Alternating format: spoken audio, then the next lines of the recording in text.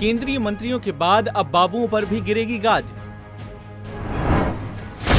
मोदी सरकार करा रही है परफॉर्मेंस रिव्यू।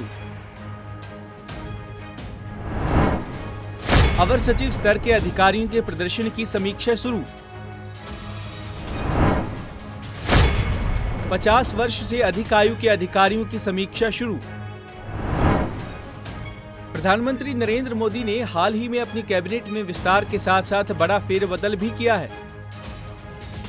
कई मंत्रियों को उनके काम के आधार पर कैबिनेट से छुट्टी कर दी गई है, तो कुछ मंत्रियों के विभाग बदल दिए गए हैं। मंत्रियों के बाद अब सरकारी बाबुओं की बारी है।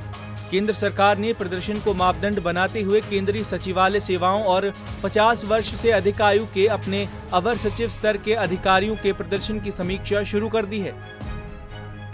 पिछले सप्ताह कार्मिक मंत्रालय द्वारा शुरू किए गए समीक्षा के आधार पर अंडर परफॉर्मिंग अवर सचिवों को एक कार्यालय विज्ञापन के माध्यम से हटाया जा सकता है।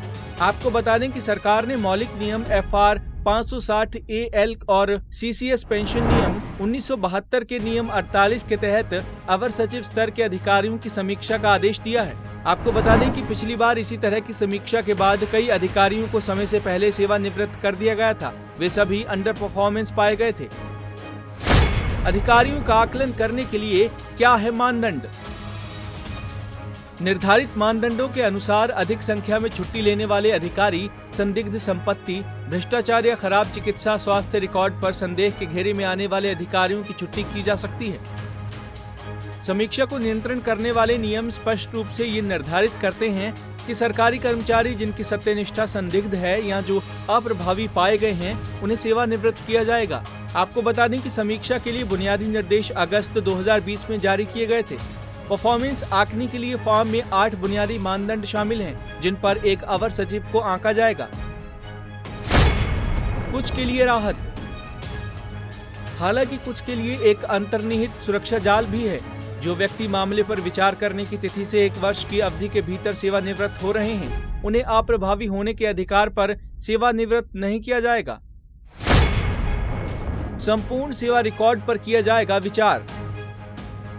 समीक्षा के अवर सचिवों के संपूर्ण सेवा रिकॉर्ड पर विचार किया जाएगा।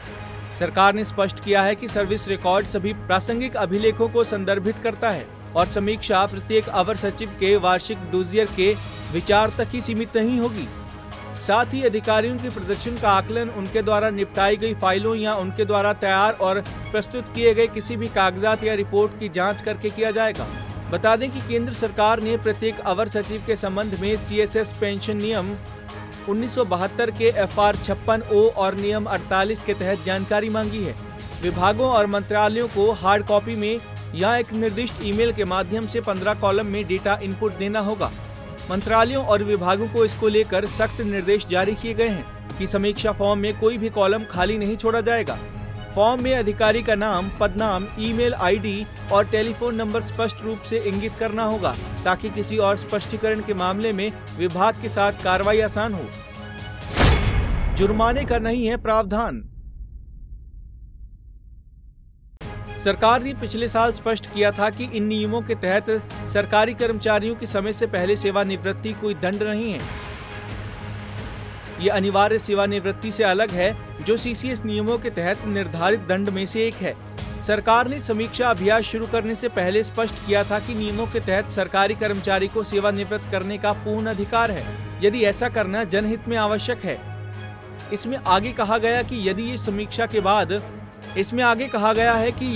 यह समीक्षा के बाद एक अधिकारी को सेवानिवृत्त करता है, तो अधिकारी को कम से कम 3 महीने का लिखित नोटिस या 3 महीने का वेतन और भत्ता प्रदान किया जाएगा।